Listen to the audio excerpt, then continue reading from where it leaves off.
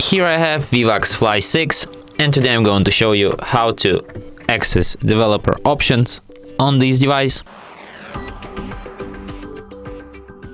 So firstly, you will have to open settings, scroll down a bit, enter the About Phone section, and here you have to find the line build number, which is the last one, and tap on it with your finger several times until you get the message you are now a developer.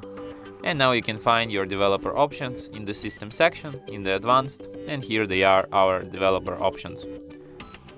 Grant access to them and get to know with them by yourself. You can also disable them here, and after that they will disappear from the settings list.